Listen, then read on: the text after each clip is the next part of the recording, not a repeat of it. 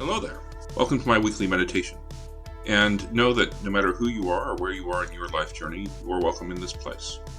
This is a weekly video that I do for my congregation in South Burlington. And so if you are looking to nurture a progressive faith and you find this video helpful, please feel free to like, subscribe, or share these videos with anyone you feel called to. Our reading today comes from Matthew 16, verses 13 through 20. Now when Jesus came into the district of Caesarea Philippi, he asked his disciples, "Who do the people say the Son of Man is?" And his disciples answered, saying, "Some say John the Baptist, but others Elijah, and still others Jeremiah, or the prophets." Jesus said to them, "But who do you say that I am?" And Simon Peter answered, "You are the Messiah, the Son of the living God." And Jesus answered him, saying, "Blessed are you, Simon, son of Jonah, for flesh and blood have not revealed this to you, but my Father in heaven. And I tell you, you are Peter, and on this rock I will build my church, and the gates of Hades will not prevail against it. I will give you the keys of the kingdom of heaven, and whatever you bind on earth will be bound in heaven, and whatever you loose on earth will be loosed in heaven." Then he sternly ordered his disciples not to tell anyone that he was the Messiah. So this reading from Matthew 16 has been used to some pretty impactful effects on the world that we live in today, because of the way in which it's been used by the Catholic Church and the Christian Church throughout history to justify the power of the Pope, and also the power of the Church as the bearers of the keys to God's kingdom. And I think that the way in which we have used this passage has really put God in more or less a box that can be controlled by a single institution and monopolized. And I don't think that that is a correct way in which we should live into God's love.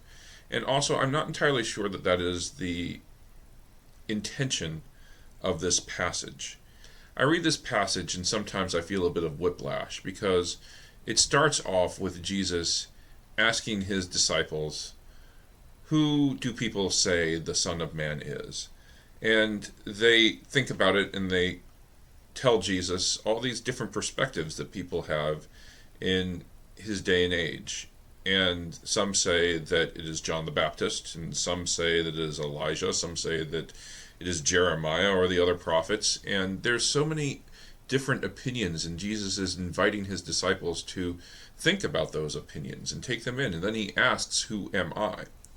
And Peter is the one, or Simon Peter is the one who answers. And it's not a bad answer, because he says that you are the Son of the living God. And how we interpret that answer, I think, is the key. We only hear one answer in this passage, and that's Simon Peter's answer. But Jesus is asking all of his disciples.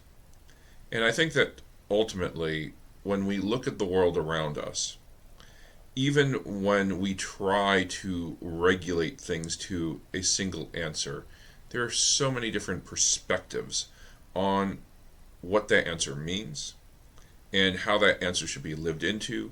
And ultimately, I don't know if we can really expect one answer to be the right answer, but rather what we should expect is different answers that can speak to the same truth. So for us as Christians, the way in which we see Jesus, I think, has a pretty profound effect on how we behave as human beings within the world. And I'd like to try something, just put forward a little bit of an example, and we're going to use a little bit of video editing magic in order to make the case. And so let's start off with this image of Jesus, the crucifix. And this image of Jesus on the cross for a lot of Christians is a symbol of Jesus and his suffering, and the idea that we should recognize the sacrifice of Christ, feel bad about it, and because of that, work to be good people in the world.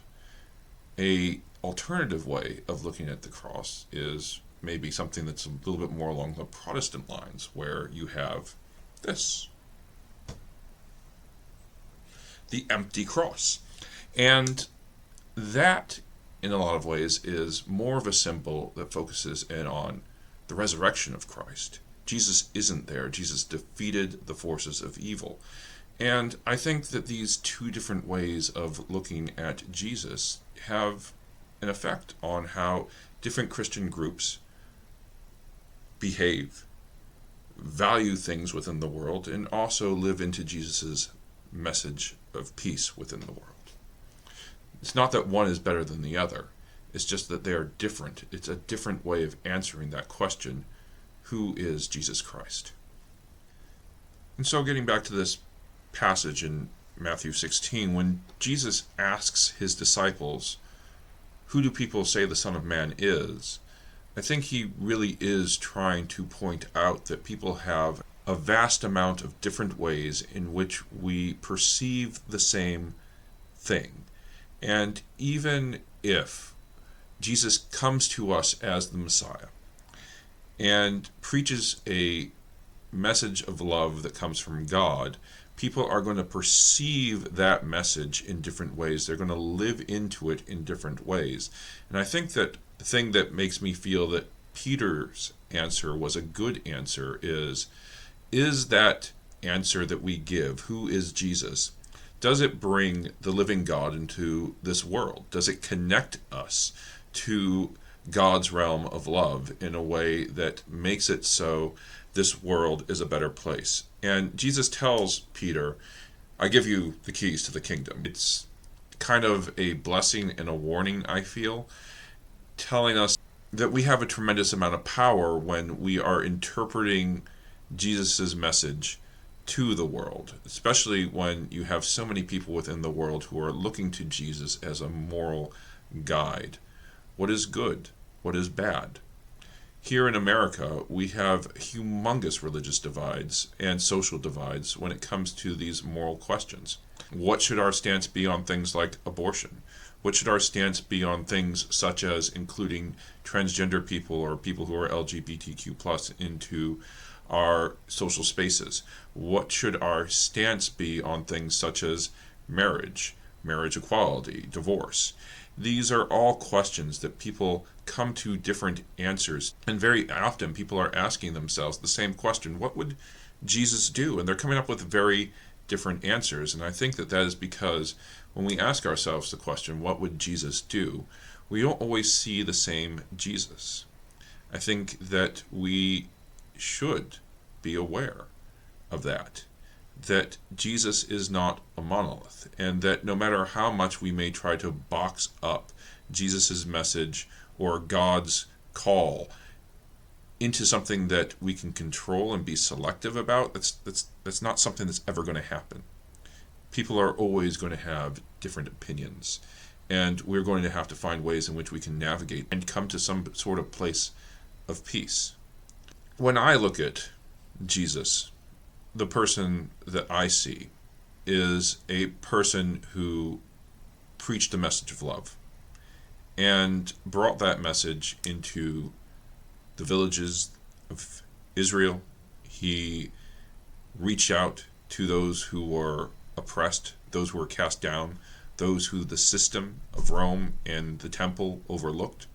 He intentionally went out of his way to lift up those who were voiceless. And he also was willing to confront the power, the politics, and the authority of his time by going into Jerusalem and ultimately sacrificing his life. He was willing to put everything on the line to do what he felt was loving and good and to bring equality into the world. And that message of equality wasn't bound to any person, place, gender, or group. He learned to be a Messiah for all people. And that has an impact on how I minister. It has an impact on how I live my life.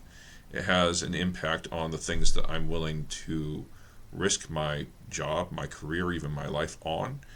And it affects what I feel is good and what I feel is bad, and what I feel is of Christ and of God, and what I feel is not of Christ and of God. And that is the reason why very often as a minister I will do things that I feel that are morally just, morally right, and morally correct, but there will very often be other Christians who totally disagree and cannot even believe that I am an ordained clergy person. And that's because we come from different perspectives. I think that the thing for me that is most helpful is the ability for me to recognize that there is more than one way of seeing Christ, and that within those different perspectives, perhaps there are different pathways in which we can be in contact with Jesus' love and get closer to God. That just because we have a different opinion doesn't mean that we are any less loved or any less in touch with God. I think that the opinion that there is only one way of approaching God, that only one person has the key to the kingdom, and that everybody else falls short, I think that that is a problem. And I think that that is also reflected within this passage. This passage in Matthew 16 gives us many options in which we can interpret it. We can focus on that first part where Jesus is like, look at all these different ways of looking at the Son of Man. Or we can look on that second part where Jesus is like, Peter, you have the right answer. I am going to lift you up as a representative of my church. Here is the keys to the kingdom. I think that just because Peter had a right answer doesn't mean he necessarily had the right answer.